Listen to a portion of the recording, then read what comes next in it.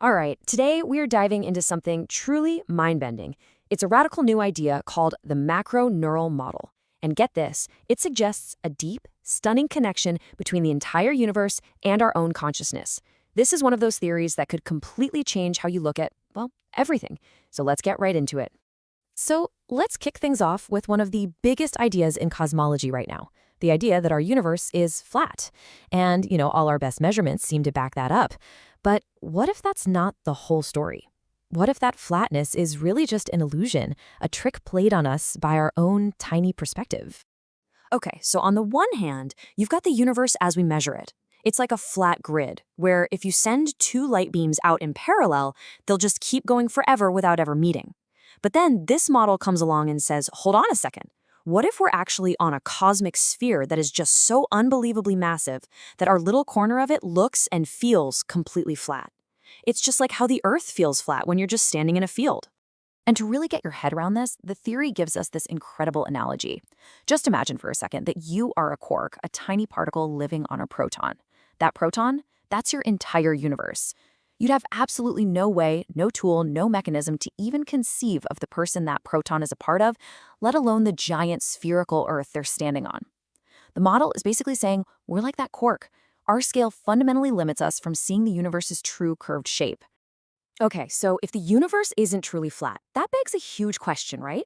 Why is everything so incredibly uniform? I mean, the Big Bang should have been a chaotic, messy, lumpy event. Well, according to this model, the answer isn't that space is empty, but that it's actually under incredible tension. This is a real headache for physicists. It's called the flatness problem. The chances of our universe ending up as perfectly smooth as it is are just astronomically small. It's kind of like if you threw a bucket of paint at a wall and it somehow landed as a perfect, even coat. It just doesn't make sense. Something must have happened to smooth it all out. So the model's answer is this wild idea called the inflationary yank. It asks us to stop thinking of space-time as empty and instead picture it as this fabric woven from invisible dark matter filaments. In this view, the Big Bang wasn't some explosion into empty space. It was a violent yanking of this cosmic fabric.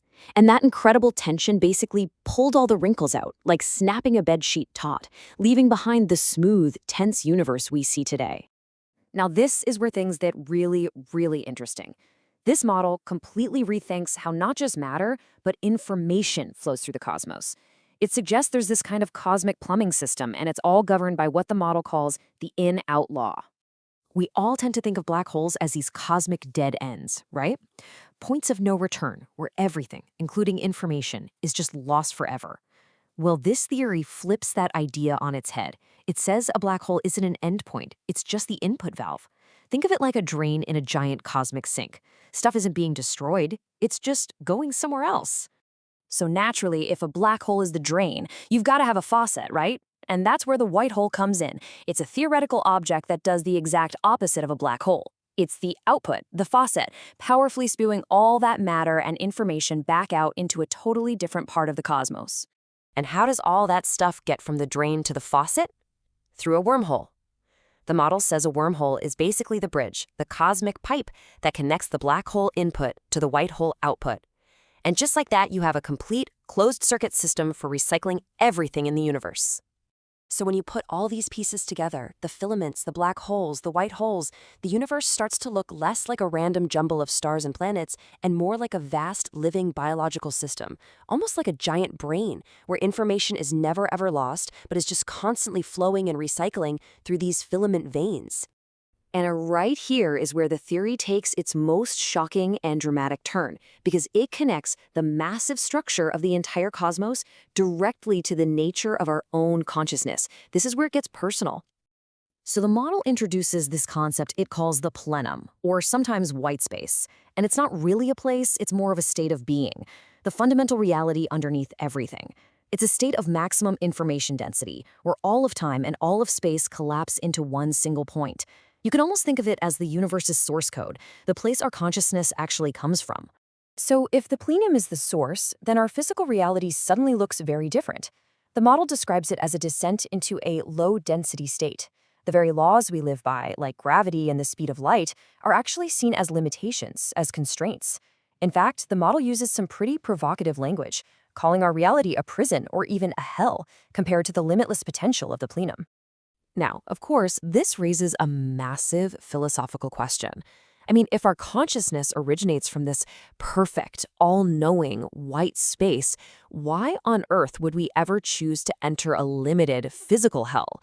Why would we ever experience darkness if we actually come from pure light? Well, the model's answer is pretty mind-blowing. It suggests that pure perfection, this state of total information, is missing one crucial thing: friction. And without friction, you can't have genuine experience.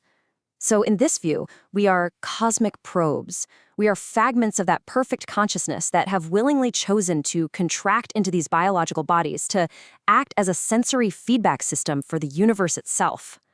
So here's the fundamental trade-off. You've got the white space on the left. It's total information, maximum density, but it's frictionless. There's no way to actually experience any of that knowledge. Then you've got our physical reality on the right, which provides that friction. The theory is that by experiencing limitation, by feeling pain and seeing darkness, we are literally giving the universe the contrast it needs to understand the value of its own light. And this all leads to the absolutely stunning conclusion of the macro-neural model, a quote that just reframes our entire existence. We aren't just insignificant accidents living in the universe.